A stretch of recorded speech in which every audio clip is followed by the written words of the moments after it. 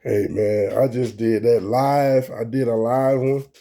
Like I said, my middle boy told me to do it. He said, Dad, go live, So, that'll be more engaging to your audience. I was like, why would I go live? And I got 31 views. It don't seem like a whole lot, but I wouldn't think 31 people just tuned in to me. That's pretty cool, man.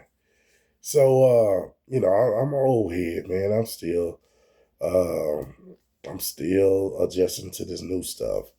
Hey, but hey, people would think I hate rappers about some of the conversation that I say. No, it's just some of these guys, man. It really pisses me off that how a lot of the rappers they still push this street shit, but they not most time they out of that situation. Let me tell you, even if you go to your hood, and I'm showing love, whatever, I get it. But when you got cats still stuck, and I hate to say stuck because the hood can be beautiful. You know what I'm saying? The hood can be beautiful. The hood can be really, really beautiful. But when you got crime infested blocks where you can lose your life that fucking quick, it is not a game, bro. And you got the young cats still out there. They still out there. You know what I'm saying? Think about it. I'm 50. I'm almost old enough. No, not almost. I'm old enough to have a grandchild by maybe 13 years old. I don't have any grandchildren, but I'm old enough. So, 13, that's when shit started to get real. That's when, you start, you know, looking at stuff differently, experiencing stuff. For me, my problem was hanging around certain cats. But I knew I didn't want to do certain things because I knew I respected my grandmama just that much, but I almost got caught up in some shit. And yeah. And I just thank God God gave me an alternate route. He allowed me, man, let me share this with y'all real quick. I got to this point in my life. I started hanging out in Pinewood, not Pinewoods. That's right in the Brainerd area. And it was dope boy fetish. And I started hanging around certain people and I had it on my mind that I wanted to do certain things. And just so happened I saw this dude, I'm like, damn, this dude, da da da da da. We started talking. Well, I can't go into the whole story on how I met homeboy, but I was being around certain people who was around crime. I had in my mind that I was maybe wanting to do the same thing because the dope boys that had the cars, the money, all that shit. God, he took me to another direction. And I was singing a little bit. I got a little bit of a voice. I might sing for y'all later. Like, man, he got a little voice. I said, okay, I appreciate it. I mainly do the trumpet. Like, all right, cool. And he saw me, and that's probably why I'm so dedicated to homeboy to this day. Because you don't know what he did. He pretty much saved my damn life. So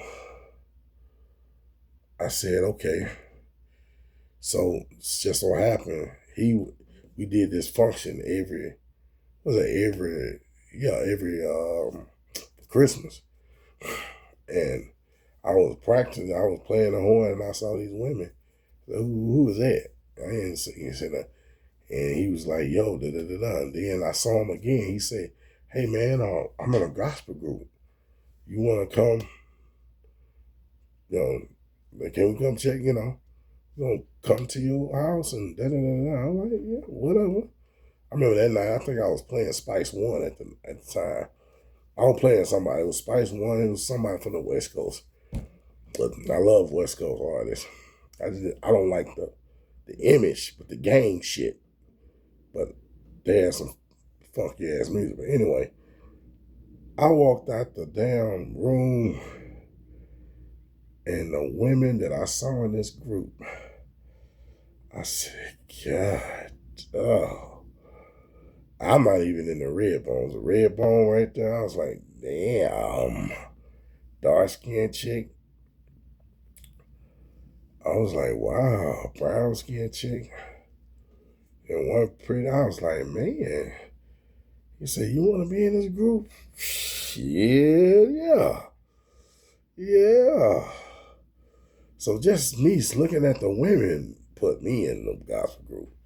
So like I said, I told you I was girl crazy. So I was like, every Friday, we did Bible study every Friday. Every Friday. We did Bible study before we even practiced. So with that being said, that's what helped save me, because I was that close of doing something that probably would have messed up my whole life. That's why I talk about God so much. God is real, bro. You know what I'm saying? He real. So you see, I was looking into that group as fiending over the girls, over women, and it wound up being a blessing that changed my whole life. So the whole thing about it is, that's why I say, if you might not like what I say, want to come and talk some shit, or want to confront me, hey, I understand. But at the same time, think about the kids. Think about the kids, bro. If you ain't the damn what everything I say, you look at your children and say, if I was in these neighborhoods that were completely dangerous, if I was still stuck in the hood, how would my daughter or son be navigating through this shit? Like I say, y'all check out that doggone podcast called The Fellas. It's really good. And it's positive. It's showing black men and women in a positive light. I want to talk about that too. We're going to come back. And then plus I want to talk about, my podcast a little bit. Coming right back.